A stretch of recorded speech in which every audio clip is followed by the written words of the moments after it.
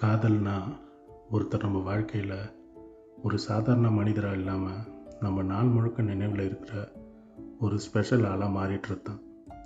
காரணமே இல்லாமல் அவங்களோட சிரிப்பு, சந்தோஷம், அவங்களோட மெசேஜ் வந்தால் கூட முகத்தில் அவ்வளோ சிரிப்பு வரும். அவங்க பக்கத்தில் இருந்தாலே நிம்மதி, தூரத்தில் இருந்தால் நினைவு. சண்டைகள் வந்தாலும் விட்டு கொடுக்க மனசே வராது. குறைகள் தெரிஞ்சால் கூட ஏற்றுக்கவே முடியாது. எந்த எதிர்பார்ப்பும் இல்லாமல் அக்கறை காட்டுறது என்னை பொறுத்த வரைக்கும் அதுதான் காதல். என்னடா இவன் காதல் காதல்னு ரொம்ப பேசுகிறானே அப்படின்னு உங்களுக்கு தோணலாம். என் வாழ்க்கையில் காதலோட முக்கியத்துவம் என்னன்னு இந்த 2வது எபிசோடில் உங்களோட பகிர்ந்துக்க போகிறேன். சிகே டிரைவ்ஸ்க்கு உங்களை அன்போடு வரவேற்கிறேன். சேனலை சப்ஸ்கிரைப் பண்ணி தொடர்ந்து ஆதரவு கொடுத்தீங்கன்னா எனக்கு ரொம்ப சந்தோஷமாக இருக்கும். என் வாழ்க்கையில் என்னால் மறக்க முடியாத காதல் நிறைய இருக்குது. காதல் அப்படின்னு ஒருமையில் சொல்கிறத விட காதல்கள்னு சொல்கிறது தான் சரியாக இருக்கும். ஏன்னா என் வாழ்க்கையில் உண்மையான காதலும் இருந்திருக்கு, உண்மை இல்லாமல் போன காதலும் இருந்திருக்கு. நம்பிக்கையோடு தொடங்கி நினைவுகளை மட்டுமே மாறிப்போன பல காதல் கதைகள் என்கிட்ட இருக்குது. அந்த கதைகள் ஒன்று ஒன்றும் ஒரு உணர்வையும் ஒரு அனுபவத்தையும் தாங்கி நிற்குது. கண்டிப்பாக என் ஒவ்வொரு காதல் கதையும் உங்களில் யாருக்காவது ஏதோ ஒரு வகையில் தொடர்பாகவும் உங்கள் வாழ்க்கைக்கு ஒரு நல்ல மெமரியாக இருக்கும்னு நம்புகிறேன். அப்படி என் வாழ்க்கையில் மறக்க முடியாத ஒரு காதல் என் ஸ்கூல் டைமில் தான் ஆரம்பிச்சிது. சரியாக சொல்லணுன்னா 10th ஸ்டாண்டர்டில். காதல் அப்படின்னா என்னன்னே தெரியாத வயசில் நான் பண்ண சில விஷயங்களும் சில தவறுகளும் இன்றைக்கி நினச்சாலும் சிரிப்பாகவும் சில சமயம் கொஞ்சம் கஷ்டமாகவும் இருக்குது. அந்த பொண்ணோட பேரை நான் சொல்ல விரும்பலை. அது ஒரு பவித்திரமான ஒரு பேர் தான். அது வரைக்கும் ஸ்கூலுக்கு போகிறது, வீட்டுக்கு வர்றது அப்படின்னே இருந்த எனக்கு வாழ்க்கையில் இது மாதிரி ஒரு உணர்வுகளும் இருக்குமா அப்படின்னு என்னை உணர வச்ச நிறைய சம்பவங்கள் நடந்திருக்கு. இன்றைக்கி அதையெல்லாம் நினச்சி பார்த்தா சில விஷயங்கள் சிரிக்க வைக்குது, சில விஷயங்கள் மனசை கொஞ்சம் கணக்கவும் வைக்குது.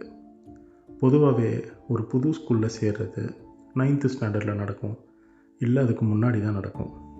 ஆனால் என் வாழ்க்கையில் இந்த பொண்ணு 10th ஸ்டாண்டர்ட் ஆரம்பத்தில் தான் வந்தாள். என் கிளாஸில் சேர்ந்தா. முதலாக அவள் வந்ததே எனக்கு தெரியாது. இப்படி ஒரு பொண்ணு நம்ம கிளாஸில் இருக்காளான்னு கூட நான் கவனித்ததே கிடையாது. உண்மையாக சொன்னால் பார்த்த உடனே ரசிக்கக்கூடிய மாதிரி ஒரு தோற்றம் அவகிட்ட இல்லை. கொஞ்சம் இல்லை, ரொம்பவே குண்டாக இருப்பாள். நான் ஒருபோதும் அவளை உடம்பை வச்சு கேலி பண்ணதே இல்லை. ஆனால் என்னை தவிர ஸ்கூலில் இருந்த எல்லாரும் அவளை அப்படி தான் கேலி பண்ணுவாங்க. அவளோட உண்மையான பேரை விட குண்டுன்னு தான் அவளை அதிகமாக கூப்பிடுவாங்க. இன்றைக்கும் யாராவது அவளோட உண்மையான பேரை சொல்லி கூப்பிட்டது எனக்கு சத்தியமாக நினைவிலே இல்லை. என்னை தவிர வேறு யாரும் அவளை அந்த பேரை வச்சு கூப்பிட்டதே இல்லை அவளோட பேரை. மேபி அதனால் கூட என் மேலே அவளுக்கு அவ்வளோ லவ் இருந்திருக்கலாமோ என்னவோ தெரியல. அவள் எங்கள் கிளாஸில் சேர்ந்த சில நாட்களிலே நான் எங்கே போனாலும் பசங்க அவளோட பேரை சொல்லி என்னை கிண்டல் பண்ண ஆரம்பித்தாங்க. ஆரம்பத்தில் நான் அதை பெருசாக எடுத்துக்கல. ஆனால் நாள் போக போக அது அதிகமாகிட்டே போச்சு. அதுக்கப்புறம் தான் சில விஷயங்களில் நான் கவனிக்க ஆரம்பித்தேன். பிரேக் டைமில் நான் வெளியே போயிருந்தா என் சீட்டில் இருந்த பேக் எடுத்து அவள் மடியில் வச்சுக்கிட்டு அவளோட ஃப்ரெண்ட்ஸ்கிட்ட பேசிகிட்டு இருப்பாள். முதல் சில நாட்களில் இதெல்லாம் எனக்கு பெருசாகவே புரியல. அந்த வயசு அந்த மாதிரியான வயசு. அந்த அளவுக்கு தான் எதையும் யோசிக்கிறவனாகவே நான் இருந்துட்டேன். அதுக்கப்புறம் ஒரு நாள் என் ஃப்ரெண்டு வந்து, மச்சான் அந்த குண்டு உன்னை லவ் பண்ணுதுடா அப்படின்னு சொன்னான்.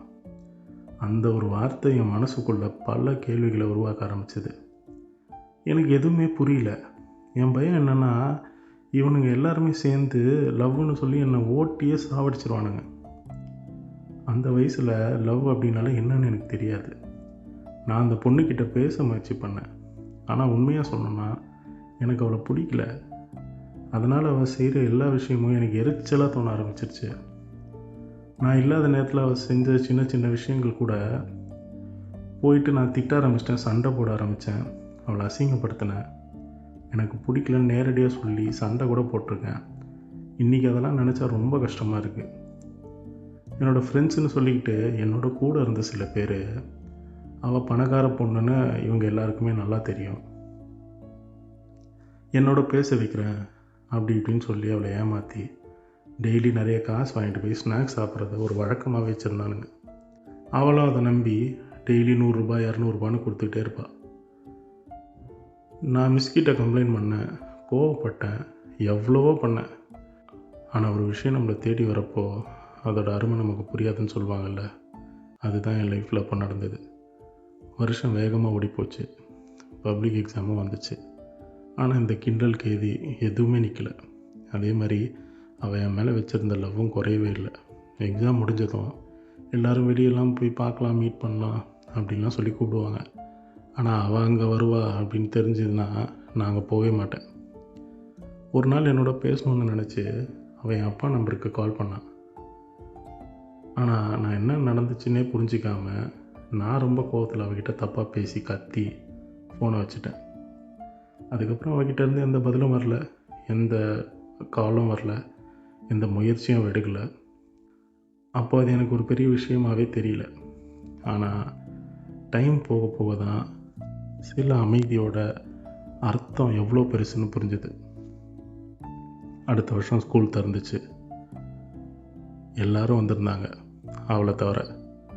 அப்போ தான் அவள் ஸ்கூலை விட்டு போயிட்டான்னு தெரிஞ்சுது. நாட்கள் ஓடிச்சு, காலம் மாறிச்சு. கொஞ்சம் கொஞ்சமாக அவளோட நினைவுகளும் பின்னாடி போச்சு. அதுக்கப்புறம் காலேஜ் முடிக்கிற டைமில் ஒரு நாள் நான் என் வீட்டுக்கிட்ட வரும்போது தற்செயலாக ரோட்டில் அவளை பார்த்தேன். பைக்கில் வந்துட்டு இருந்தா.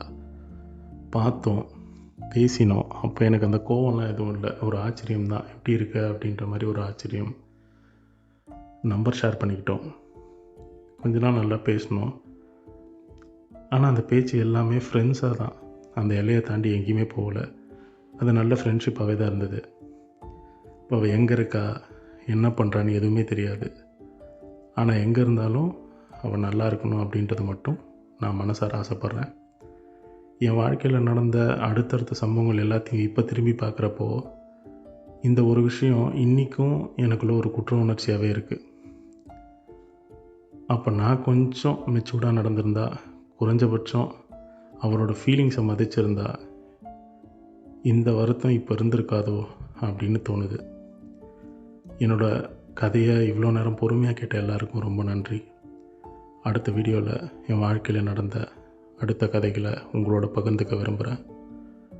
நன்றி என் அன்பான உறவுகளே. Thank you so much. சப்ஸ்கிரைப் பண்ணுங்கள், லைக் பண்ணுங்கள், பிடிச்சிருந்தா ஷேர் பண்ணுங்கள். தேங்க்யூ.